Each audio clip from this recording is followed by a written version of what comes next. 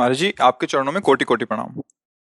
महाराज जी, कई साल वीर्यनाश करके मानसिक रोग से ग्रसित हो चुका हूँ। पिछले 5 महीने से वीर्यनाश नहीं किया है, फिर भी नकारात्मक सोच नहीं जाती। महाराज जी, जोशी ने बताया कि सब शनि और राहु का प्रभाव है। महाराज कोई शनि राहु का प्रभाव नहीं।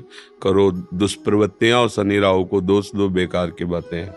कोई किसी को सुख दुख नहीं देता, हमारे आचरण ही हमारे को दुख देते हैं।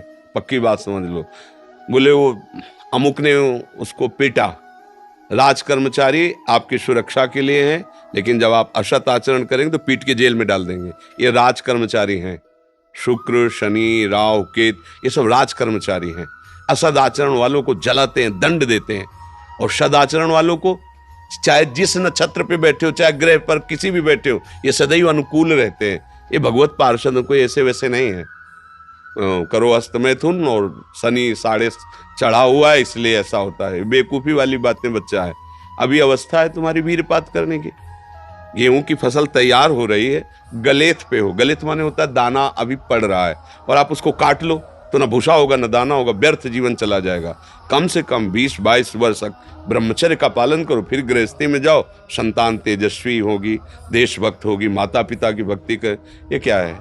उद्दंडता बच्चा, ये कहीं भी सुख प्रदान करने वाली नहीं। ज्योतिषाचार्य, दुनिया के आचार्य सब उसी परम पिता परमात्मा के ज्ञान को ही बता रहे हैं।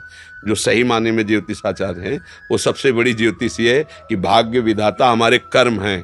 अवश्य में भोक्तव्यम कृतम कर्म शुभाशुभम। ठीक अपने कर्म कर लो, कोई तुम्हें बिगाड़ दे तो मैं बताना। हमारे कर्म पूर्व के या वर्तमान के, वही हमारी दुर्गति करते, दूसरा कोई सृष्टि में नहीं। को न काहू के सुख को दुख कर दाता, निज कृत कर्म भोग सुन भ्राता। बिल्कुल सिद्धांत समझ। अभ्यास गलत किया है, कोई भी देवता तुम्हें नहीं बचा सकता। गलत अभ्यास किया है, अपना नाश स्वयं कर रहे हो, किसी देवता या किसी का दोष नहीं। काले कर्म ईश्वर मिथ्या दोष लगाए। ये आचरण गंदे बंद करो बच्चा। नाम जप करो, सात्विक आहार करो, आधा घंटा दंड बैठक मारो, व्यायाम करो, दौड़ो, अभी सब ठीक हो जाएगा। अरे पीछे गलती, यद्यपि ये गलती ऐसी पूरे जीवन भर भोगना पड़ता है, क्योंकि बाल्यावस्था का वीरपात बिल्कुल जीवन को नष्ट कर देता है। इसीलिए बालकों को गुरुकुल में रखा जाता था, चाहे वो राजकुमार हो चाहे किसी का बालक हो। वहां वो एक साधुता से जितेंद्रीय होकर के फिर गृहस्थ धर्म में जाता था। 10-20-50 वर्ष गृहस्थी में रहा, कुछ उसका बाल बाका नहीं हुआ, फिर वो विरक्त होकर के आंतरिक, फिर वो जितेंद्रीय होकर के परमात्मा को प्राप्त कर ले। आज हमारी बाल्यावस्था से मोबाइल का संग है, गंदे बच्चों का संग है, अब ये गंदी आदतें हो गई, सर्वनाश हो गया। अब सोचो, ये अवस्था तुम्हारी चिंता सुख से ग्रसित होने की है, आनंद में उमगने की है। अभी नव किशोर अवस्था है, ये तो मस्ती वाली, क्योंकि मस्ती हटा दी, अब रह क्या गया जीवन में। ये जो लोग समझते हैं ना कि जैसे खून निकलवा लो तो खून बन जाता है, बहुत गलत बात है। खून वो दान देना, वो महीने में वो बात एक अलग है, लेकिन सप्तम धातु वीर एक मन शुद्ध सात्विक पौष्टिक अन्न के बाद एक बार के लिए तैयार होता है। और यहाँ बच्चे खिलवाड़ में 2-2 3-3 बार रोज। अब क्या होगा? उनका हड्डियों तक की सामर्थ्य नष्ट हो जाएगी, कुछ दिनों बाद देखना बंद हो जाएगा, ऐसे चौंधियाने लगोगे, खड़े होने में चक्कर आएगा, कमर दर्द करेगा, पैरों में टूटन बनी रहेगी, दिमाग में टेंशन बनी रहेगी, पढ़ोगे तो कुछ याद नहीं रहेगा, स्मृति नष्ट होने लगेगी, एक नास्तिकता छा जाएगी, फिर जीवन भार लगेगा, फिर नशा में उतर जाओगे, फिर तो बस गए, फिर गए। अब कौन मानता है संत महात्माओं की बातों को? समझाते हैं तो साधु महात्मा है तो अब अलग बात करते हैं। नहीं, हर बहन भाई को 20 वर्ष तक नियम पूर्वक ब्रह्मचर्य रहना चाहिए। ये जो व्यवहार चला है, अब क्या है कि कुछ भी बोलो तो जबान पे लोग अंकुश की, वो तो ऐसा बोल रहे। ये जो मोबाइल की सुविधा और उसमें सब गंदी बातें देखना, अब आप पढ़े लिखे हो, सर्च करो, सब आ जाएगा। ये जीवन का नाश कर देने वाली बातें हैं बच्चों के। माता पिता को इन पे सावधान रह करके अंकुश करना चाहिए, क्योंकि वो उस समय उन्मत्त हैं बच्चे, उनको वास्तविक सत असत का ज्ञान नहीं है, तो वो अपना ही अहित करने के लिए अपना सुख समझते हैं। अपना अहित कर रहे हैं, अपना सुख समझ रहे हैं। ये तो कहो भगवान की आपके ऊपर कृपा है जो आप हिम्मत करके अपनी बात यहाँ कह रहे हो। पर फिर भी अबलो नशानी अबना नशे हो, सावधानी से चलो। पर हम जो कह रहे हो मानो। आधा घंटे व्यायाम निश्चित करो, सबको करना चाहिए, चाहे स्त्री शरीर हो चाहे पुरुष शरीर हो। एक बार शरीर को बहुत एक्टिव करना चाहिए। ये शरीर हम नहीं है। जैसे आप मोटरसाइकिल सुबह सुबह आप बैठो, तो पहले क्या करते हैं, हाई रेस में डाल करके उसको एकदम गर्म करते हैं ना, सब खुल जाए। अब चलो ऐसे हाई रेस में इसको लाओ, 10-15 मिनट दंड बैठक, व्यायाम, प्राणायाम, आसन आदि के, फिर अपनी दिनचर्या करते हो तो आप संयमी रहोगे, आपके प्राण पुष्ट रहेंगे, आपका अन्न पचेगा, कोई भी चोट आदि बहुत कम मात्रा में आपको कष्ट देगी, हर बीमारी से लड़ने के सामने। अब यहाँ सुबह 10 बजे तक सो रहे, व्यायाम क्या करेंगे, प्राणायाम क्या करेंगे, आसन क्या करेंगे? सूर्य जिसके सोने पर उदय हो गया उसकी आयु, बुद्धि, श्री, कांति सब क्षीण हो जाती, कौन मानता है? रात्रि के 2-2, 3-3 बजे तक जगना और सुबह 10-11 बजे तक सोना, ये दिनचर्या है। तो हमारी राय है सात्विक भोजन कीजिए और व्यायाम कीजिए। करते हो व्यायाम? है? हाँ, कभी ये कोई ऐसा तो, और कभी कभी जो व्यायाम करते हो बीमारियों को निमंत्रण देते हैं। आज आप लगाओ 20 दंड और 50 बैठक और 5 दिन छोड़ दो, पूरा शरीर दर्द करेगा, फिर लगाओ फिर वह दर्द करेगा। रोज अगर नियमित करोगे तो वही पच करके आपके शरीर को पुष्ट करेगा। ये शरीर दुर्लभ बात है, दुर्लभ हो मानुषो देहो, लेकिन एक क्षण में नष्ट हो जाने वाला है। इसकी दुर्लभता है संयम नियम से चलकर स्वरूप बोध कर लो या भगवत भजन करके भगवत प्राप्ति कर लो। अगर ये नहीं तो फिर क्लेश ही क्लेश, अशांति ही अशांति है। अभी सावधान हो जाओ। बिगड़ तो गया, अब ये नहीं कह सकते कि अभी कुछ नहीं बिगड़ा, बिगड़ गया। अगर कभी 25 वर्ष के बाद गलती हुई है तो हम उसे कह सकते हैं कुछ नहीं बिगड़ा, क्योंकि तुम्हारा पुष्ट है जीवन पूर्व से, अब आगे बढ़ो। लेकिन बच्चापन से ये जो रोग लग रहे, 13-14 वर्ष का बच्चा है और उसकी हालत ये है कि उसे वैद्य के द्वारा औषधियां दिला करके उसे ठीक करने की चेष्टा कर रहे हैं। क्या हुआ? ये 13-14 वर्ष की अवस्था, इसमें तो उधर वृत्ति नहीं जानी चाहिए, मस्ती होनी चाहिए, एक अलौकिक मस्ती, ये किशोर अवस्था है। पर आचरण और संग ऐसे हो गए कि अब कैसे कहें। सात्विक आहार करो, व्यायाम करो और थोड़ा भगवान नाम जप करो। माता पिता के चरण छूते हो? नहीं, माता पिता के चरण नहीं छूना, माता पिता की अवहेलना करना, कहां से बुद्धि आएगी? अपने बुजुर्गों को प्रणाम करना, संतों को प्रणाम करना, माता पिता, रोज बुद्धि शुद्ध होती है।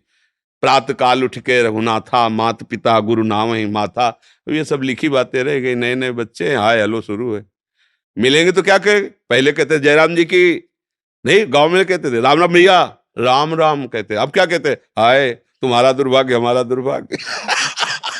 ले बच्चे नहीं कहते हाय, हाय जानते हो कब का, हाय ये हो गया, मतलब बुरे को कहते हाय। और यहाँ शुरुआत में भी कहेंगे कि हाय, कि हमारा तुम्हारा दोनों का दुर्भाग्य है हाय। और पहले कहते राम राम, तो वो भी बोले राम राम भैया राम राम, 4-6 बार नाम हो गया, कितना मंगल नाम हुआ। पहले नाम रखे जाते थे, राम कुमार, शिव कुमार, कृष्णदास, ऐसे। और अब क्या नाम, गप्पू लप्पू, जब तक क्या नाम, मतलब उनका कोई अर्थ नहीं, कोई महत्व नहीं। ये माया का खेल बड़ा विचित्र है, फंसाता चला जा रहा है ऐसी जगह जहां कहीं भी। अरे नारायण नाम पुत्र का रख दिया तो उसको भगवत प्राप्ति हो गई। अंतिम समय याद आ गया पुत्र की और बुलाया नारायण, तो भगवान के पार्षद आ गए, कथा है, बचा लिया। अगर हम परिवार में भगवान नाम रखें, थोड़ा नाम कीर्तन करें, भगवत चर्चा करें और बच्चों को बैठाल के संकोच न करें। माता पिता को चाहे, एक हम जानकारी के भक्त, वो अब संन्यास ले चुका है बच्चा, उसकी माँ ऐसे समझाती जैसे मित्र से कि देखो बेटा तुम जवान हो रहे हो, तुम्हारा मन ऐसे भोगों की तरफ जाएगा, ऐसी ऐसी क्रियाएं भोगों की होती हैं, क्या तुम शुरू कर दिए? तो उसका नहीं मम्मी। क्या तुम्हारे मन में ऐसा आता है?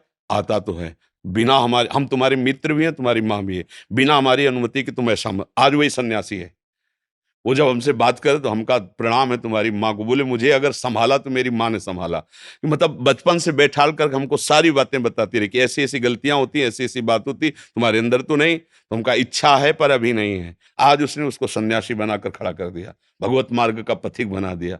मंदालसा ने अपने चारों पुत्रों को ब्रह्मबोध करा दिया। माता पिता का प्रथम रोल होता है। अब वो शर्म लिहाज इसमें क्या करना, बच्चा हमारा गड्ढे में गिरने जा रहा है, हम शर्म लिया, बैठा लो उसको पास में।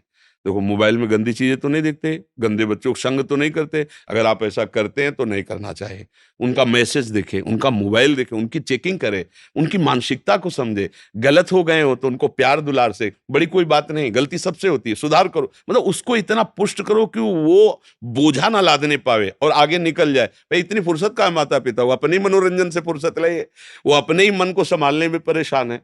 इसलिए अच्छा है बच्चा, सावधानी से चलो, अब कभी मत करना। क्योंकि इस क्रिया में क्या होता है कि नस नाड़ियां इतनी कमजोर हो जाती हैं कि फिर आगे चलकर आप करोगे भी नहीं, पर वो शक्तिपात हो जाएगा, मतलब नष्ट हो जाएगी वीर शक्ति। वो आपको ऐसा लगेगा कि हमने तो कुछ किया ही नहीं, और वो ऐसे हो जाएगा। मतलब नस नाड़ियां एक, ये हम अनुभव की बात कहते हैं जो हमसे मिले हैं साधक, कि स्नान कर रहे हैं, कोई हमारी क्रिया नहीं हुई, पर ऐसे हम सोने जा रहे हैं पर कुछ क्रिया नहीं है, ऐसे छू गया तो ऐसे बिल्कुल शक्तिहीन हो जाता है। तो ये अपना नाश करना है। कुछ दिनों बाद नींद आना बंद हो जाएगी, कुछ दिनों बाद दिमाग में निगेटिव केवल रह जाएगा, नकारात्मक सोच रह जाएगी। ये जो दुर्दशाएं हैं ना, तभी हम कहते हैं, पहले तो हम देखते थे कि 10 20 50 लोग गांव में तो ऐसे होते थे लंगोट बंद लड़ने लायक, क्योंकि गाय भैंस का दूध पिया, दंड बैठक मारी, ये बातें, मोबाइल था ही नहीं। 30 35 वर्ष से मोबाइल चला होगा है, इससे पहले नहीं था। पहले वो ऑफिसरों के पास वो बड़ा बड़ा होता था, नहीं तो हमने ये मोबाइल नहीं देखा 30 35 वर्ष। तो वो ये सब था नहीं, गांव में कभी किसी एक के यहाँ टीवी हो तो हो, नहीं तो टीवी, बिजली ही नहीं थी तो टीवी है वो बैटरी से भले वो रामचरित जो चला था ना, तब गांव में छोटी छोटी टीवी लाए। बड़ा शुद्ध जीवन। अब ये समझे में नहीं आता है कि जवान है कि बूढ़ा है।